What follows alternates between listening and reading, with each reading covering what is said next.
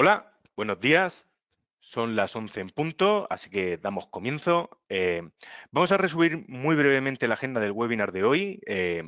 Comenzaremos repasando los distintos tipos de auditoría existentes y su propósito, qué debemos hacer una vez que dispongamos de los resultados, cómo podemos aprovechar también el esquema de seguridad de la norma ISO 27001, tanto si el siguiente paso es una certificación como si no, y por qué la figura del CISO, principalmente las actividades asociadas a la misma, son necesarias para dirigir las acciones y mantener el trabajo que hayamos realizado pues, en el ámbito de la ciberseguridad. Todo esto de la mano de nuestros compañeros de Exevi, Rafael García, Jaime Gullón y Manuel Monterrubio.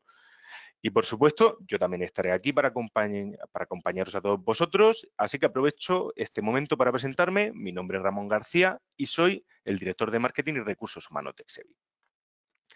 Bien, hechas las primeras presentaciones, comenzamos con la introducción. Esta vez lo vamos a hacer de una forma muy visual, muy gráfica, viendo o pretendiendo presentaros lo que es un día cualquiera en el mundo de la ciberseguridad. Así que voy a entrar ahora en este enlace y abrimos la página del INCIBE.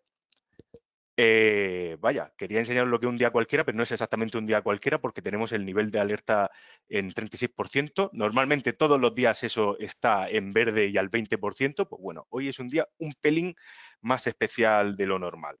¿Pero qué estamos viendo exactamente? Aquí tenemos un mapa. Bueno, esto no es el número de memes que se están mandando sobre el coronavirus en tiempo real. Se trata del número de incidentes que han sucedido en España a lo largo del día de ayer.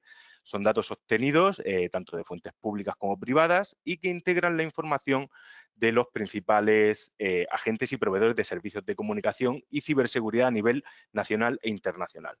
Como podéis ver, se trata de decenas de miles de impactos continuos a lo largo y ancho de toda la geografía española. Concretamente, podéis ver aquí abajo que se trata de 42.000 registros los que estamos repasando. Pues bien, esto es un punto que os quería enseñar, volviendo otra vez a la presentación. Es que podemos decir que en el mundo de la ciberseguridad, pues todos los días son días de lluvia. Hoy un poquito más intensa de lo normal o ayer un poco más intensa de lo normal.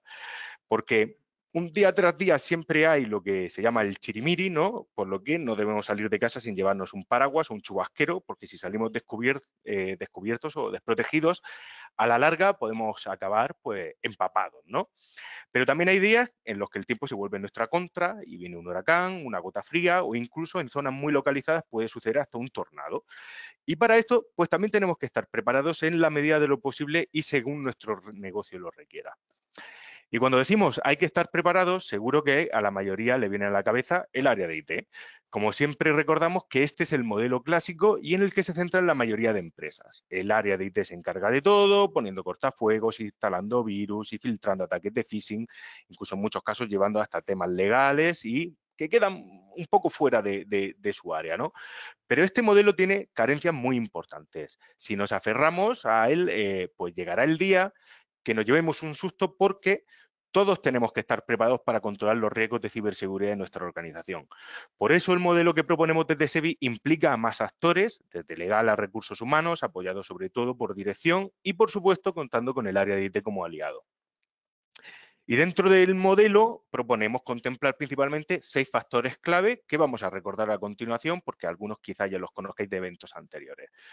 El primero de ellos es la revisión normativa y legal, ya que nos va a dar un marco de trabajo que nos permitirá identificar y priorizar nuestras acciones. El segundo es la identificación de riesgos, inventar nuestros activos, su localización y su riesgo, nos ayuda a dirigir esfuerzos hacia donde nos puedan venir los problemas. El tercer punto sería la gestión y buen gobierno juntos y no separados. Debemos disponer de procesos y sistemas de gestión que integren la seguridad en nuestra estrategia y operaciones de forma conjunta y no, como acabo de decir, por separado. Por supuesto, también debemos de contar con controles para prevenir y detectar amenazas que pueden ser tanto físicas como digitales, que pueden afectar a nuestra infraestructura o a la infraestructura de nuestros proveedores y al menos tendríamos que tener en cuenta a nuestros proveedores más importantes o más críticos, ¿no?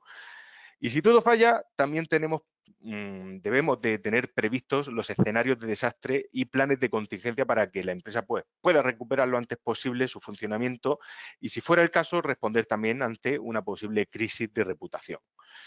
Y terminamos con el último punto, que es formación y concienciación a todos los niveles, desde la más general a la más especializada, dependiendo de las necesidades y requerimientos de cada perfil que tengamos detectado dentro de la compañía. Pues bien, en mayor o menor medida, de todo esto vamos a hablar hoy. Dicho ya las presentaciones, solamente me queda un minuto para explicaros quiénes somos, Exevi, porque quizá haya alguna persona que no nos conozca. De forma muy resumida, somos una consultora especializada en estrategia y tecnología y dedicamos todas las horas del día a trabajar, como decimos, para contribuir al progreso al progreso del negocio de nuestros clientes. Aquí la figura del Sherpa dice mucho de cómo afrontamos nuestro día a día, ya que así es como nos vemos y nos ven nuestros clientes, como un Sherpa digital que siempre está preparado para acompañaros en vuestros proyectos y ayudaros a que sean un éxito, al igual que hemos hecho con las más de 300 empresas que han confiado sus proyectos a Exevi desde hace más de 10 años, desde el año 2008, y de las que podéis ver una pequeña muestra ahora mismo en vuestra pantalla. Pues bien, con esto ya concluyo la presentación, la introducción de hoy y doy paso a nuestro primer ponente, que se trata de Rafael García, que nos va a hablar de las auditorías de seguridad, de ciberseguridad, como decía hace un momento. Así que, Rafa, cuando quieras puedes comenzar. Hola, buenos días. Pues gracias, Ramón, por la introducción. Y bueno, como estaba comentando, vamos a hablar de auditorías de seguridad de información. No os voy a volver a explicar los 6 factores, que Ramón los explica muy bien, pero sí que me gustaría incidir en el viejo lema de que una cadena es tan débil como el más débil de sus eslabones, para remarcar que es necesario tener en cuenta todos los factores. No vamos a conseguir buenos resultados si invertimos mucho en contención y recuperación, pero no hemos tenido en cuenta la normativa y legalidad que nos aplica o no hemos hecho una identificación de riesgos correcta. Lo mismo que si no hacemos una buena labor de formación y concienciación y hacemos aquello que se puede llamar el hardening de usuarios para rebajar las vulnerabilidades que puedan tener estos usuarios frente a ataques de ingeniería social. Sin más dilación, vamos a empezar un poco de las auditorías y un par de apuntes un poco teóricos. ¿Qué es una auditoría? ¿En qué consiste una auditoría? Pues una auditoría no es más que la acción de verificar que un determinado hecho o circunstancia ocurre de acuerdo a una referencia. O dicho de otro modo, es comprobar que hacemos lo que hemos dicho que vamos a hacer. Esta referencia puede venir dada pues, por ejemplo, por obligaciones legales, regulatorias o fiscales, como pueden ser el archiconocido RGPD, el Esquema Nacional de Seguridad, la ley NIS, la ley de infraestructuras críticas, diversas regulaciones que nos imponen una serie de mandatos que tenemos que cumplir. También puede venir dada por normas de adscripción voluntaria, como por ejemplo la ISO 27001, de la que hablaremos también a lo largo de hoy, o por políticas internas, como pueden ser, por ejemplo, la definición de procesos internos o procedimientos de una compañía.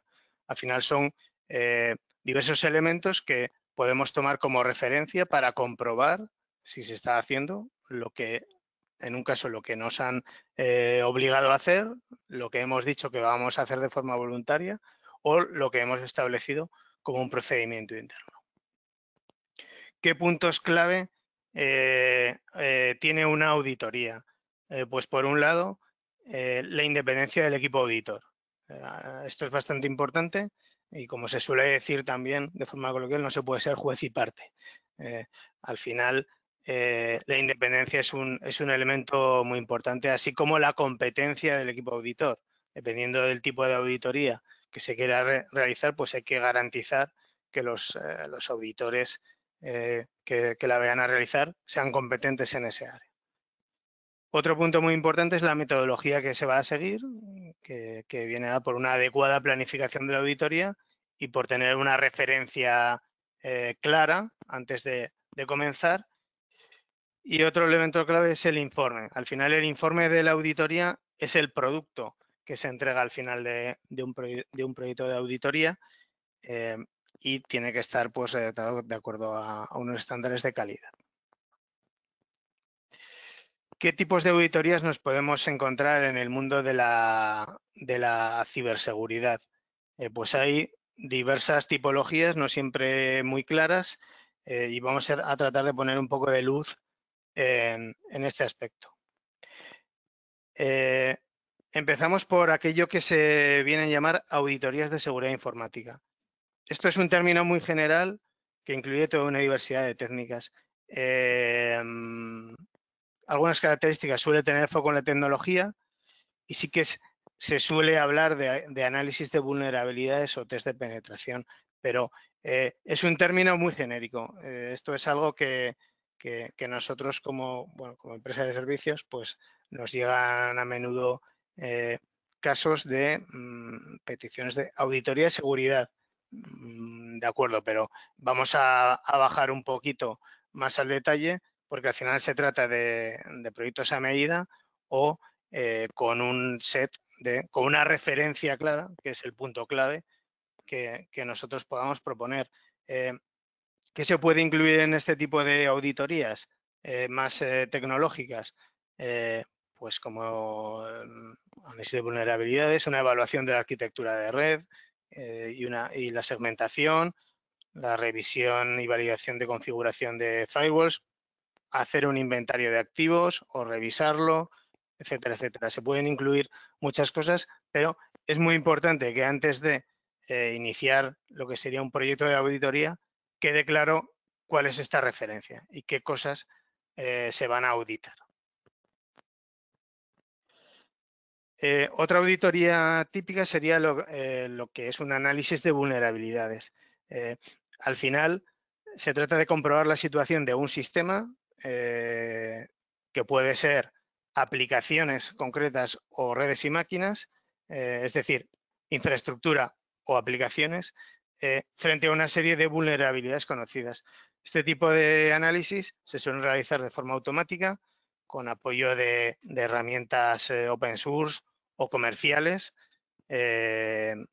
utilizadas por equipos especializados que pues de forma automática realizan este análisis y se genera un informe. Una cosa bastante habitual es la configuración de pues máquinas de forma que con estas herramientas que realizan estos análisis automatizados para que este tipo de auditorías no sea algo que se hace una vez y ya no se vuelve a hacer hasta dentro de un año, sino que sea algo más constante en el tiempo que se pueda automatizar.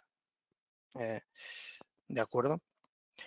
Un pasito más adelante sería lo que se viene a llamar pentesting o test de penetración. En este caso, se trataría no solo de hacer ese análisis de vulnerabilidades, sino de tratar de explotarlas y de penetrar realmente en los sistemas. La forma de realizarlo es combinar el uso de distintas herramientas.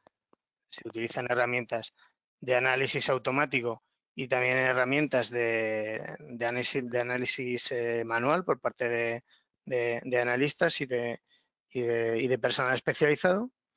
El objetivo no es solo evaluar las vulnerabilidades, sino también evaluar de algún modo el impacto que pueden tener estas vulnerabilidades. Al final, cuando tú tienes una puerta abierta, puede ser que detrás de esa puerta no haya nada o puede ser que tengas pues algo muy valioso, ¿vale? O un cofre, que quizás se entiende un poquito mejor esa analogía.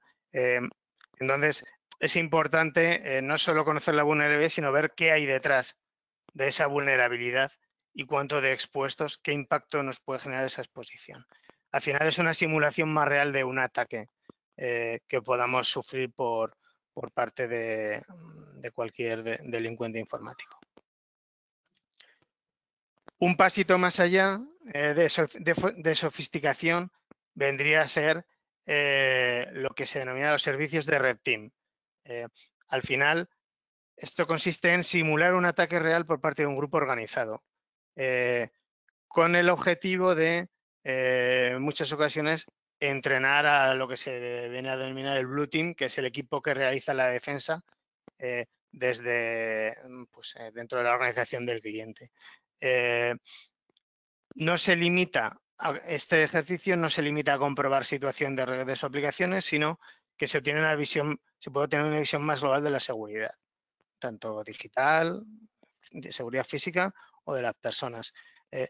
La configuración más paradigmática es que se configura un equipo atacante que hará todo lo posible para comprometer el sistema bajo test, incluyendo cualquier tipo de técnica de ingeniería social, seguridad física, etcétera. Como se puede intuir, es un ejercicio con un scope que puede llegar a ser muy amplio, con lo cual, a la hora de afrontar proyectos de este tipo, lo que se suele hacer es delimitar en contratos relativamente detallados cuál es el ámbito de actuación. Si nos vamos a focalizar más en la seguridad física, en la ingeniería social para ver la seguridad desde el punto de vista de las personas, si se tiene que tratar de comprometer ciertos sistemas más críticos. Al final son proyectos relativamente o bastante a medida. En algunas ocasiones el Blue Team, el equipo que tiene que defender de los ataques, está avisado, en otras ocasiones no está avisado. Para que sea más realista el ejercicio y, en definitiva, son proyectos bastante a medida. Y también el tiempo que se va a dedicar es algo que tiene que estar prefijado, porque es un elemento también importante, tanto en términos de coste como en las capacidades que se pueden llegar a emplear. Otras auditorías no tan tecnológicas, pero que también son importantes tenerlas en cuenta, son, pues, por ejemplo, las auditorías de ISO 27001. En este caso, la metodología está totalmente especificada, se ciñen a una referencia muy clara, que es la norma ISO 27001. El ciclo de auditorías abarcaría 3 años y los informes no suelen incluir recomendaciones de implementación. Otro tipo de auditorías que podemos tener son no nos olvidemos de ello, las auditorías de protección de datos. Aquí la referencia está muy clara, que es el RGPD y la LOPD-GDD. La metodología es menos específica y además tenemos el factor de que la normativa, en este caso, no nos dice nada sobre las auditorías, simplemente nos dicen que hay que verificar la efectividad de las medidas adoptadas. Una buena forma de verificarlo es mediante las auditorías, como ya se venía haciendo hasta ahora. Aquí es muy importante contar con un buen checklist de auditoría. Y al hilo de esto, creo que es la semana que viene cuando ISMS Forum va a presentar una guía de buenas prácticas en auditorías de protección de datos. Tendremos que estar todos muy atentos para, pues, refinar nuestras metodologías de auditorías. Y ahora os quiero hablar de lo que podríamos llamar auditoría de 6 factores, que es una configuración que hacemos en Exevi, porque todas las auditorías que hemos revisado anteriormente tienen algunos puntos débiles. Por ejemplo, se centran solo en algunos de los 6 factores, o bien la parte muy tecnológica, o bien la parte de protección de datos, pero no cubren completamente toda la seguridad de la información y no nos dan una foto fija del estado actual, que nos permita, y esto es muy importante, trazar un plan. Podríamos pensar que la auditoría de ISO 27001 sí que hace esto, pero, y aquí viene el pero, está muy centrada en los procesos y no cubre tanto la parte más técnica y más tecnológica. Con lo cual, nosotros lo que proponemos es hacer 2 fases en una auditoría. Haríamos una fase 1 de preauditoría donde, con el objetivo de cubrir los famosos 6 factores, haríamos una auditoría de los controles de la ISO 27002. Se pueden incluir los controles de la ISO 27701 para los aspectos de privacidad, para que sea más completa. Luego tendríamos una fase 2 donde haríamos pues esto que podemos llamar auditoría de seguridad informática, donde, teniendo muy en cuenta toda la información que se recaba del estado en esa fase 1, se trace qué se va a incluir. que puede ser un análisis de vulnerabilidades, un pentesting, un análisis de la segmentación de red, un ejercicio de red team, una simulación de phishing. Hay muchos ejemplos de cosas que se podrían incluir una vez que se ha valorado qué controles ya tiene la organización. ¿De acuerdo? De esta forma conseguimos cubrir los 6 factores de los que os estamos hablando y además luego poder incidir en aquellos puntos que estén más débiles desde el punto de vista tecnológico. Pero no se nos olvide que después de la auditoría tiene que venir algo.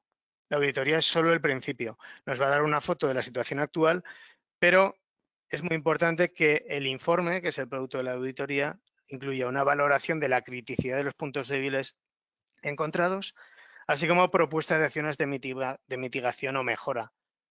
De este modo, a partir de ese informe, podremos y debemos trazar un plan de ciberseguridad que mejore nuestra posición frente a las amenazas y los riesgos. Al final, un plan de ciberseguridad tenemos que tener grabado que es algo vivo, es un proceso y no un proyecto que se realice una sola vez.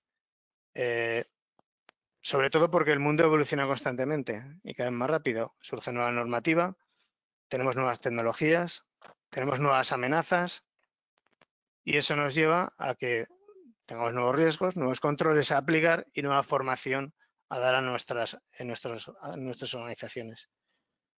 Una forma en la que se puede gestionar este plan de ciberseguridad pues sería con una gestión ágil, donde se tenga una lista inicial priorizada según la criticidad de control, que ya nos podría venir como dentro de ese informe de auditoría, marcarnos una serie de time slots, por ejemplo, trimestres, y hacer una repriorización y redefinición continua de estas prioridades y también teniendo en cuenta, por supuesto, las disponibilidades del presupuesto con las que se cuenten.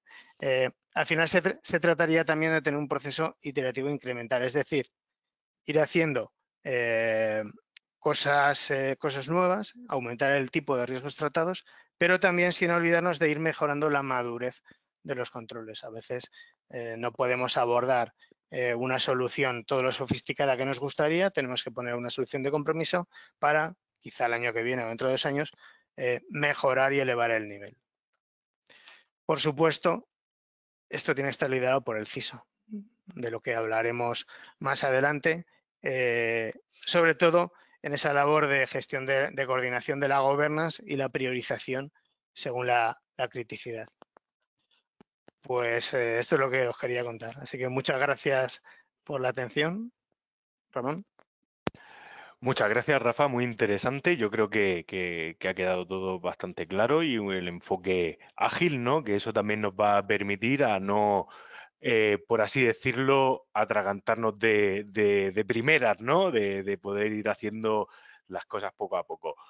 Pues vamos a pasar ahora a la siguiente parte de nuestra agenda, donde nuestro compañero Jaime Gullón, pues bueno, nos va a hablar de cómo podemos aprovechar el esquema de ciberseguridad o el esquema que nos propone de seguridad de la información de la normativa ISO 27001. Así que, Jaime, cuando quieras. Buenos días a todos. Queríamos comentaros en esta presentación de la 27000 algo que probablemente la conocéis todos a la 27000 y vamos a pasar un poco de prisa sobre conceptos básicos y nos vamos a centrar en aquellos aspectos que nosotros, por nuestra propia trayectoria y experiencia en las empresas, pensamos que no está suficientemente atacado o suficientemente expresado, implantado en las organizaciones y creemos que es de vital importancia. Veis en esta transparencia que lo que decimos es que uno de los activos más importantes de las empresas hoy en día es la información, algo que todo el mundo es consciente, pero que desgraciadamente las empresas no tienen en cuenta, tienen más en cuenta otros activos que digamos que son más físicos, ¿no? más que la información. Esto, con el perfil que tenéis todos los que estáis escuchando, lo vamos a hacer muy rápido porque la seguridad de la información lo que nos obliga es a asegurarnos su integridad, la confidencialidad y su disponibilidad. Eso es lo que tenemos que asegurar. básicamente son los 3 ejes, los elementos clave de la seguridad de la información. No nos vamos a detener porque estoy convencido que esto lo conocéis.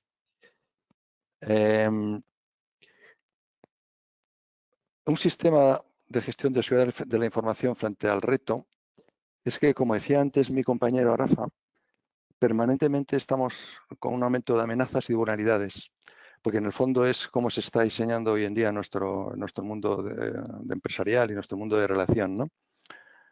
Por consiguiente, y lo ponemos en negro, dificulta bastante la gestión, cómo gestiono todo esto. Veréis que más adelante vamos a insistir en 2 aspectos clave para nosotros, que es organización, planificación y lo que es la parte más tecnológica. En el fondo, la gestión es la coordinación de todos de estos 2 puntos, ¿vale? Tenemos la necesidad, por tanto, de que ante este continuo incremento de amenazas y vulnerabilidades, crear un sistema de gestión. ¿Qué es un sistema de gestión? Básicamente, independientemente de lo que pongamos en el sistema de gestión de almacén, sistema de gestión de seguridad de la información, un sistema de gestión es el que a mí me permite establecer una política, unos objetivos y alcanzar dichos objetivos.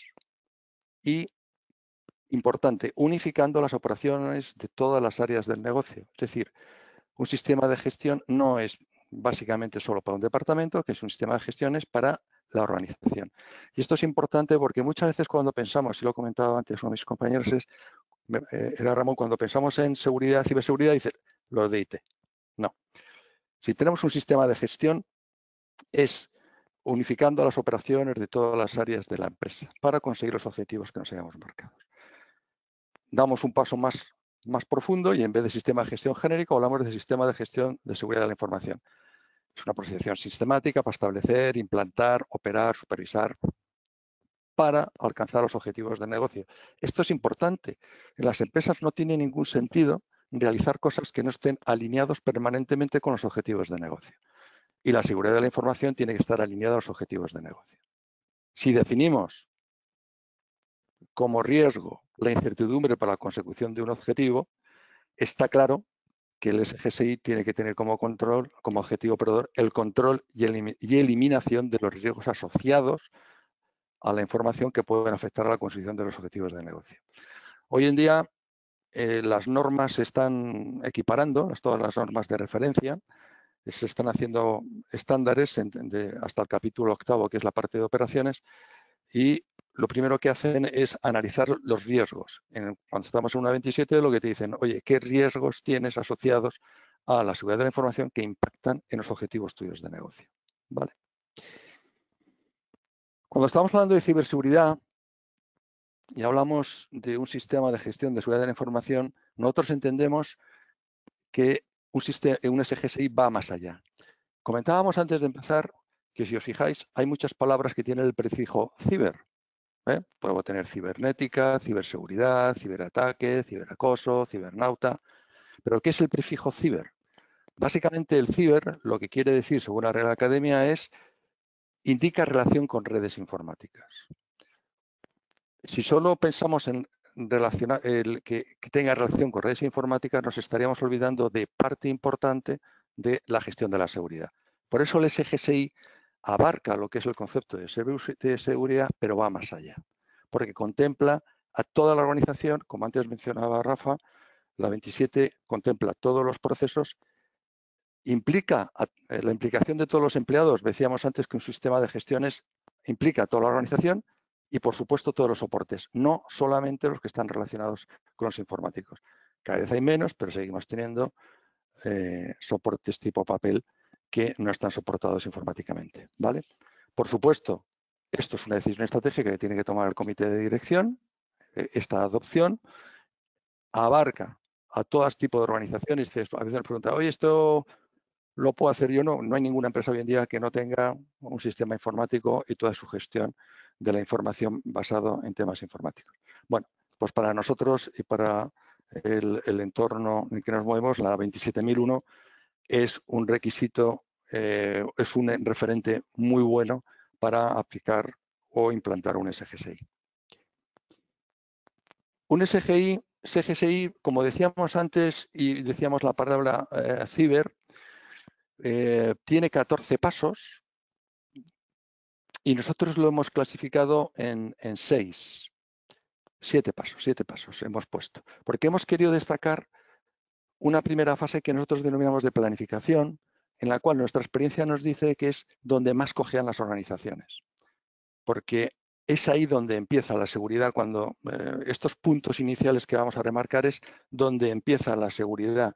Posteriormente lo que haremos será implantar los controles de seguridad, pero si no hacemos esto previamente, los controles no se van a ajustar a los objetivos de negocio, no se van a ajustar a las necesidades de negocio, por consiguiente, no vamos a garantizar que efectivamente lo que estamos haciendo tenga la eficiencia. Lo primero que nos dice la norma y que nosotros sugerimos es, pues definir las políticas de seguridad. Por supuesto que estén ligados a los requisitos de negocio, a los objetivos que tenga tu organización. ¿Quién debe definirlas? Me imagino que todo el mundo estará contestando yo no, que lo que tiene que definir estas son, lógicamente, es aquellos que definen los objetivos de la empresa. Es decir, estamos hablando de la dirección o del comité de dirección. Son ellos los que deberían aprobar esta política. Nos encontramos que en empresas que la política de seguridad la hace el CISO. Desde nuestro punto de vista, no. El CISO puede proponer cuál es la política, pero es el comité de dirección, la dirección de la empresa, el que debería aprobar este comité. Segundo paso, para nosotros, ya que estábamos hablando de toda la organización, pues deberíamos hablar de cómo vamos, qué roles necesitamos, qué estructura voy a necesitar dentro de mi organización para poder aplicar la política que he definido en el paso anterior. Lógicamente se definen los responsables, entre ellos probablemente el más importante, el CISO, todos los roles que hay, la segregación de tareas para evitar precisamente agujeros de seguridad, comités de seguridad, lo que entendamos que es bueno para cada empresa. Y cada empresa es un mundo y cada uno tiene que organizarse de acuerdo a la política de lo que él piensa que más se le acomoda. ¿De acuerdo? Tercer paso para nosotros es toda la parte de organización. Compete. ¿Quién realmente está detrás de toda la organización, de todos los recursos humanos que se utilizan? Pues precisamente el área de recursos humanos. Y es importante para ello identificar cuáles aspectos tiene que tener toda la política de recursos humanos que me asegure el cumplimiento de la política y posterior implantación de los controles. Esto debe ir en las tres fases de cualquier empleado o persona que está contratado por una empresa, que es en la contratación, durante el empleo y la finalización del empleo.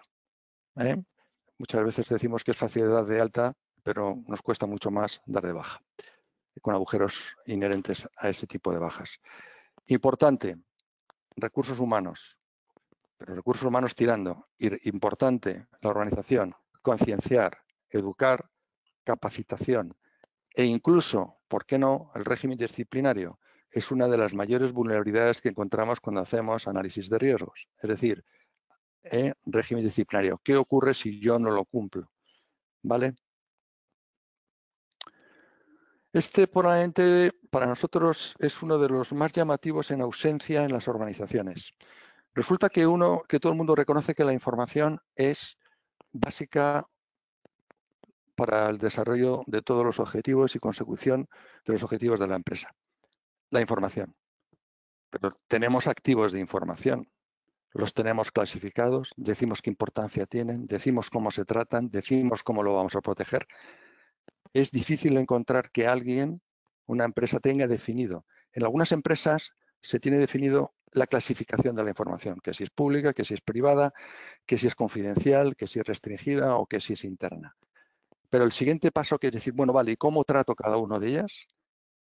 Lo que estamos diciendo es, aquí estamos marcando las pautas de cómo entendemos en la organización de que una información confidencial debe ser tratada o una información interna debe ser tratada, de tal forma que todos aquellos que la vayan a utilizar lo conozcan, ¿vale? Es fundamental que toda la empresa, todos los empleados conozcan la clasificación y cómo se debe manipular la información. Repasar un poco vuestras empresas y probablemente podéis encontrar papeles o pantallas con información que no está clasificada y no sabéis si es confidencial, pública o es interna, con lo cual no sabéis qué hacer con ella ni cómo vais a tratarla. El quinto paso, pues si ya he definido la política, he definido la organización, he definido cómo voy a organizar a los recursos humanos y les voy a formar y concienciar, he definido mis activos, el siguiente paso es decir, bueno, ¿cómo voy a controlar el acceso a esta información de acuerdo a todos los pasos anteriores? Cuando tú preguntas, bueno, ¿y cuál es tu gestión de acceso? Bueno, gestión de acceso la hago por carpetas, la hago tal, pero ¿por qué hace por carpetas? Pues bueno, no sé, porque parece lógico, porque los técnicos tenemos mucha lógica, entonces lo hacemos. Pero lo que realmente tendríamos que hacer es, de acuerdo a lo que me han dicho, yo tengo que hacer y controlar mi gestión de acceso. Estos son los 5 pasos para que para nosotros es la planificación que no suele estar hecha o no hecha completa en la mayor parte de las organizaciones y para nosotros es fundamental. Y fijaros que en el sexto, de los 7 pasos que os decimos, hemos agrupado todo lo que es la parte tecnológica, que son los apartados del 10 al 17º de la norma, que van desde la criptografía, la seguridad física y del entorno, la seguridad de las operaciones, la seguridad de las comunicaciones. Es ahí donde los técnicos más nos metemos, porque sabemos de seguridad de las comunicaciones, hacemos los controles de red, hacemos segregaciones de red, tenemos protección contra el malware, que si la password la cambio y le pongo 10 dígitos con mayores no sé qué. Eso realmente es donde más fuerte, podemos decir, están las empresas. Hay otros 4 capítulos más, que es la parte del software. Y es verdad que este punto, la parte del software, es decir, el desarrollo, adquisición de paquetes, ahí no estamos tan fuertes, ahí no estamos muy fuertes, es pocas empresas las que hacen el desarrollo seguro. Muchos agujeros de seguridad van a venir por un mal desarrollo de software. Y aquí lo que sí vemos es que es importante todos aquellos procesos de gestión del cambio, los famosos datos de prueba que nos aseguren que estoy cumpliendo con la normativa legal. La relación con proveedores la hemos metido en tecnología, aunque también es verdad que hay parte de compras, pero es que es cómo establezco la relación de la seguridad con todos ellos, qué canales de comunicación, cómo intercambio la comunicación, la información con ellos. Hacía hincapié la normativa en los elementos, en la gestión, cómo trato los incidentes de seguridad. Lo primero que tendríamos que hacer es, como buenos consultores que somos, es definir qué es un incidente de seguridad. Y a partir de ahí empezar a tratarla. Realmente un incidente de seguridad siempre es un problema, porque quiere decir o que bien no tengo el control o bien el control no funciona. Quiere decir que todo lo que estoy haciendo no me funciona. Y por último, continuidad de negocio, que básicamente lo que solemos tener todos es un disaster recovery, que es cómo recupero las máquinas, pero lo cual no quiere decir que es cómo recupero el negocio.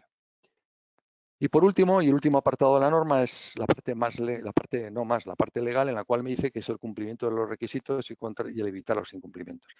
Y enlazando un poco, como lo que decía antes Rafa, garantizar el SGI es que se implante y se mantiene de acuerdo a lo definido, con lo cual hace una auditoría al menos anual para garantizar que tu SGI es correcto. Y ya para finalizar, pregunta, ¿certificarse en la norma 27001? Evidentemente no es necesario, no es requisito legal, pero sí, pero ayuda al compromiso, ayuda al compromiso no solamente de organización, sino también empezando por el comité de dirección y por todos los empleados. Nuestro criterio, pero no solamente para esto, sino para cualquier cosa, es crea un SGSI que te funcione, que te sirva, fundamentalmente sentido común, que te sirva a tu empresa, que te sirva para conseguir tus objetivos de negocio. Y si además quieres y puedes, pues te certificas. Pero no lo hagamos al revés. Si lo hacemos al revés, que es certificarse por tener el sello, nos va a generar mucho trabajo porque vamos a tener que generar, como decía antes, las evidencias para que el auditor me lo pase y probablemente nos pueda crear una sensación de falsa seguridad. Nosotros llegamos muchas veces a las empresas y decimos, vosotros tenéis un SGSI y nos contestan, tengo la 27001. Digo, no te he preguntado eso, te he preguntado si tienes un SGSI, que no es lo mismo, ¿de acuerdo?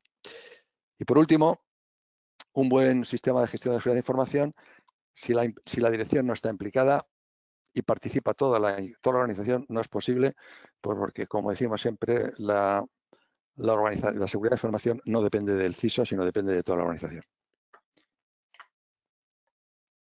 Y ya por mí he terminado.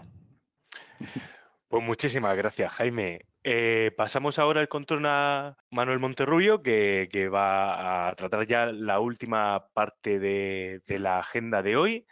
en la que vamos a hablar principalmente de la figura del CISO, pero que se trata también de una figura que realmente lo que hace es aglutinar una serie de funciones y de actividades que en la mayoría de organizaciones, pues en unas se hacen, en otras no, y en la mayoría de casos están repartidas, ¿no? Y este es el tema principal del que vamos a hablar, de las funciones y actividades del CISO y también un poquito del libro blanco del ISMS Forum. Así que Manuel, cuando quieras, puedes comenzar. Supongo que se me oye ya. Sí, sí. Perfecto. Pues bueno, pues vamos a empezar con esta ponencia. Soy Manuel Monterrubio, como decía Ramón, director general de Exevi, pero realmente os hablo como ingeniero de informática y como fan del ISMS Forum. Me certifiqué el año pasado como Certified Cyber Security Professional, hice el curso, porque me parece muy conveniente estar al día de este tipo de temas. Y la ponencia va sobre lo que dice ahí, ¿no? Sobre las funciones y actividades CISO del responsable de TI. ¿Y por qué del responsable de TI? Si las funciones y actividades CISO no son del responsable de TI necesariamente. Pues porque, como veréis, esto suele ser así, digamos, desafortunadamente en la mayoría de los casos. Entonces es bueno que los responsables de TI sean muy conscientes de estas funciones y actividades del CISO y por ello esta ponencia, y por ello voy a hacer mucho hincapié en que os bajéis el libro blanco del ISMS Forum, que es gratis y lo tenéis disponible en la página web del ISMS Forum Spain. Y bueno, pues sin más empiezo. ¿Por qué es importante la figura del CISO? Pues la figura del CISO es importante principalmente por dos razones. Porque hay miles de ataques diarios, de esto ya habló el World Economic Forum hace un par de años y sigue insistiendo. Es uno de los 5 problemas más graves de la humanidad, junto al tema del cambio climático, de las armas de destrucción masiva, los desastres naturales y no recuerdo cuál era el otro. Es muy importante tener presente que esto es un riesgo y cada vez mayor, porque hay una gran dependencia de TI. En las empresas cada vez vamos más a hacer transformación digital, a incorporar temas como el 5G, temas como IoT, y estamos muy en dependencia de esto. Y por tanto es muy importante la seguridad. Y como es muy importante la seguridad, tendremos que abordarla de alguna forma seria. La empresa organización, toda empresa organización, debería tener un plan definido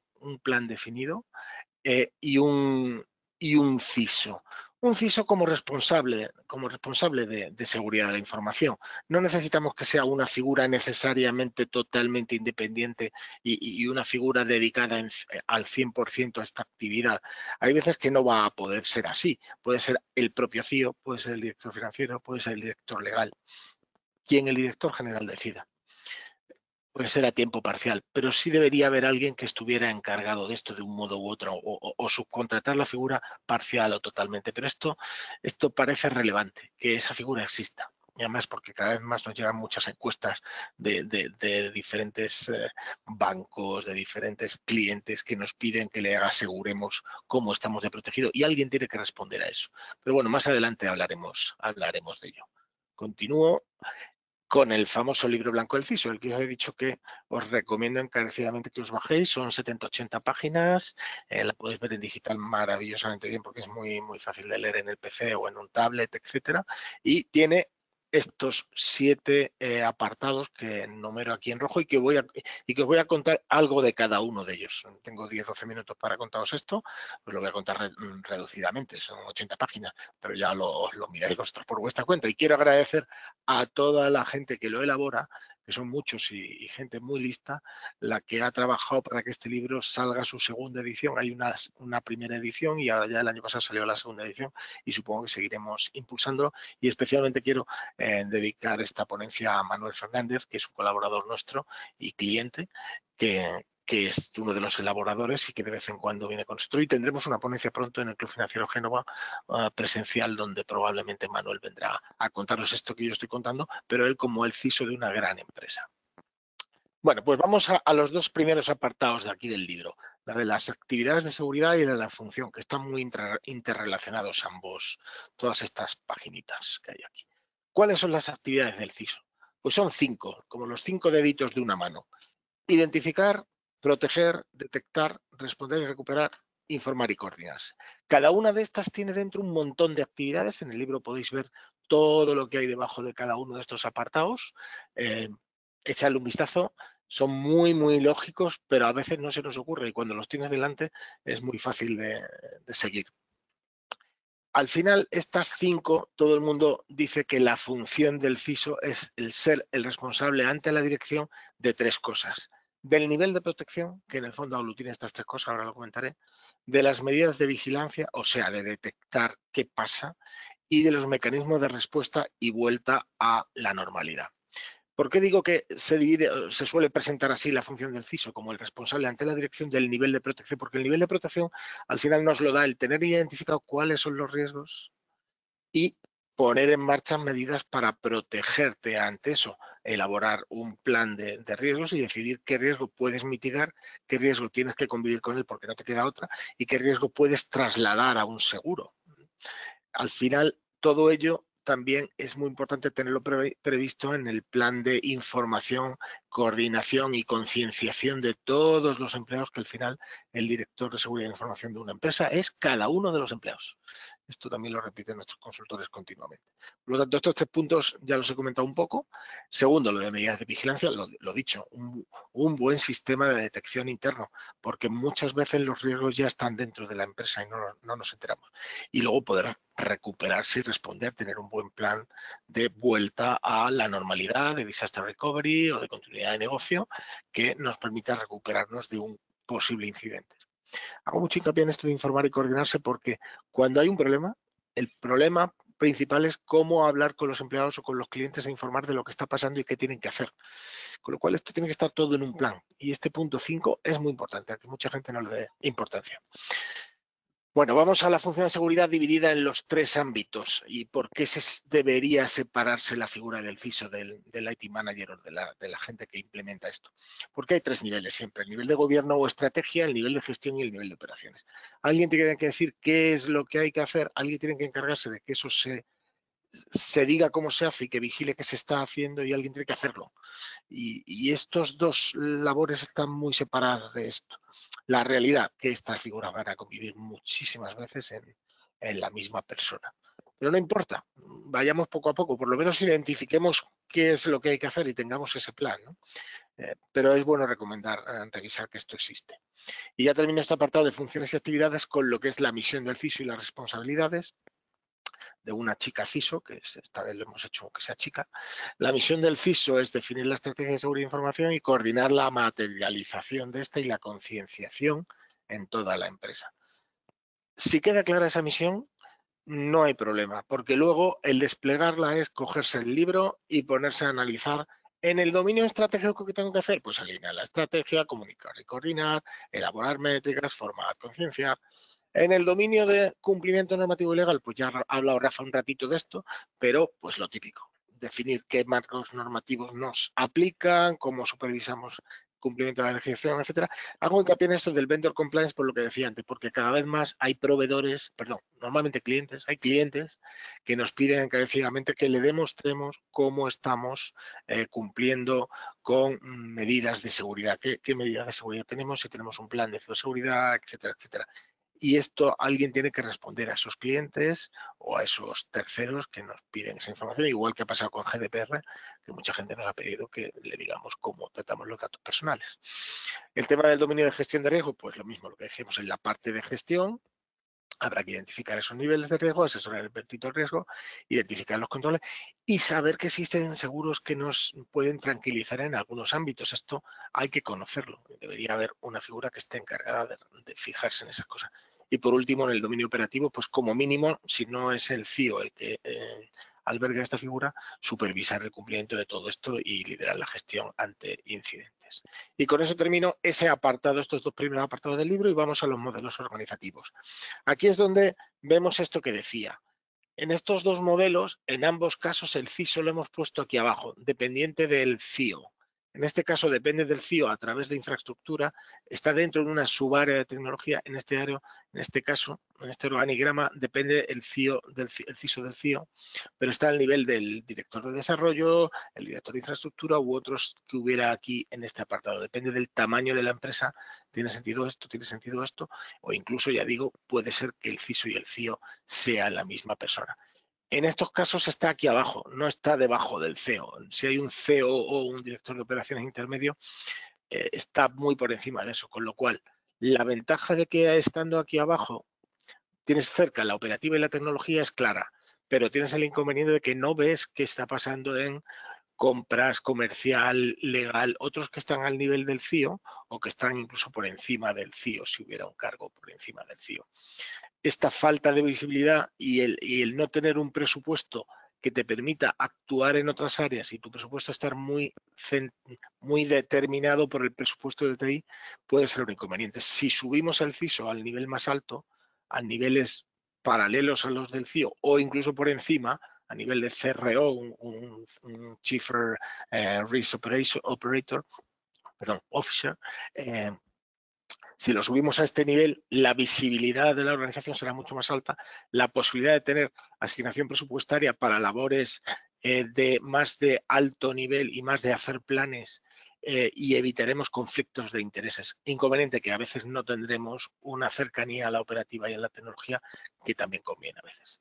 Y con eso termino ese apartado y me voy al perfil del CISO. El perfil del CISO, lo importante es que sea íntegro y ética profesional, porque esa persona, lógicamente, tiene que estar, es casi como la policía de delitos internos, ¿no? ¿Cómo se llama esto? De asuntos internos, ¿no? En el fondo, muchas veces los delitos vienen por personal interno, con lo cual tiene que estar muy al tanto de qué pasa en la organización y su integridad y su ética profesional tiene que estar a toda prueba, ¿no? Debe conocer el negocio, el marco regulatorio, las metodologías de análisis de riesgos, los estándares de seguridad y en algunos casos, si la empresa es relevante, y aunque sea por culturilla, la estrategia de seguridad nacional nacional de ciberseguridad está bastante bien. Le cambiaron el nombre, antes de seguridad nacional y ahora es nacional de ciberseguridad. Y esto no sé por qué se cambió, me tengo que enterar. Y luego, esencial, una adecuada formación académica, certificaciones profesionales, idioma e interrelación con homólogos. Esto, si te apuntas al ISMS Forum, que es baratito, tienes 2 o 3 congresos al año, un montón de información y te pone en contacto con un montón de compañeros que nos vemos ahí a menudo. Y luego, como recomendación, muchas veces, dependiendo del tamaño de la empresa y demás, pues la habilitación de seguridad privada pues, puede ser conveniente. Y terminamos en las conclusiones. Las conclusiones del libro, al final del libro hay un montón de estadísticas, un montonazo de estadísticas muy interesantes, alguna incluso que habla del dinero que ganan, puede ser interesante que la veáis para ver si como CIO te pueden subir el sueldo si además eres CISO. Pero sobre todo quería hacer hincapié de esta, en la que tenemos tanto del informe de Palo Alto como el de Ponemon como el de CISO, el CISO del ISMS de 2019, te dicen a quién reportan los CISOs. Y hablan de que el 40% reportan al CIO y el 22% reportan al CEO. Esta estadística está bastante bien porque, bueno, por lo menos aquí aparece que reportan al CEO. En la de Ponemon, que es una asociación independiente, una entidad independiente del Ponemon Institute que se dedica a investigar sobre estas cosas habitualmente, habla de que el 60% tiene canal directo al CEO cuando el incidente es serio. Lógico, eso siempre va a ocurrir. El CEO va a querer hablar con el que está liderando todo este tema si hay algún incidente. Es obvio que esto va a ocurrir siempre. Pero llama la atención que aquí ya el CIO y el CTO suman el 60% prácticamente de la gente a la que reporta el CISO, con lo cual suele estar aquí. Solamente un 9% al CCO o un 6% al Risk Officer. Y en cuanto al CISO, pues lo mismo, el informe del CISO de 2019 da números parecidos, este es más reciente todavía, y los números que da es del 57 más el 20, o sea, casi el 80%, esto es casi el 60 y esto el 20, casi el 80% dependen, desde los CISOs dependen de un CIO CTO. Hay otra estadística en el mismo informe que dice que debería depender del CEO, pero la realidad es que aquí no nombra al CEO en ningún caso. Tiene algunos que dicen que reportan a un comité interdepartamental o al financiero o al de operaciones o al de riesgos. Bueno, esta era sacaros una estadística para que lo vierais lo que mencioné al principio y por qué le hemos puesto este título a la ponencia. Y termino con una transparencia que resume un poco todo lo que viene a decir el libro y lo que ha contado Rafa y Jaime en sus ponencias, ¿no? Lo primero de todo, saber dónde estáis. ¿Cuál es la situación? Este sería un roadmap para montar un servicio de CISO en la empresa si no existe. ¿Qué hay que hacer? Pues lo primero es saber dónde está, hacer un gap análisis de cara, por ejemplo, a la 27001, que es muy típica, pues cogerse los controles de la 27002 y hacer este análisis. Esto nosotros lo hacemos en 2-3 días, esto no tiene coste. Realmente el coste es muy bajo. Lo importante es que sacas una foto de cómo está la compañía. Esto hay que hacerlo. Todo el mundo debería hacerse un CAB análisis. Esto es como el típico chequeo médico. Lo siguiente, hacer un plan. Certificarlo o no, como decía Jaime en su ponencia. Si no quieres certificarlo, no lo certifiques. No hace falta que tengas la certificación, pero haz un plan. Aunque sea 2, 3 años, no tienes que hacerlo todo este año, pero identifica los riesgos principales que corres y fórmate. Vete formándolo. Hay muchos cursos muy baratitos, incluso hay algún cliente que nos está pidiendo un curso que hacemos nosotros hace unos años que era de me ha tocado el tiempo que lo acabo de consumir, un taller de un día en el que pones un poco los pies y bueno, pues eso, fórmate y hazte un plan. Y ya para terminar, pues monta ese servicio de CISO internalizado o busca soporte mensual, trimestral, lo que sea, pero que no o externaliza completamente el servicio, pero monta unos controles que haga que se vea que esto funciona. Y ya está, pues con esto concluye mi ponencia. Ya os dejo la transparencia esta de la emisión de Excel y siempre preparados para acompañarte. Muy bien, Manuel, muchísimas gracias. Bueno, muchas gracias a Manuel, a Jaime, a Rafa, que nos han acompañado hoy en la presentación. Dicho esto, ya termino. Muchísimas gracias a todos por vuestro tiempo. Así que un saludo a todos y esperamos contar con vosotros en los próximos eventos.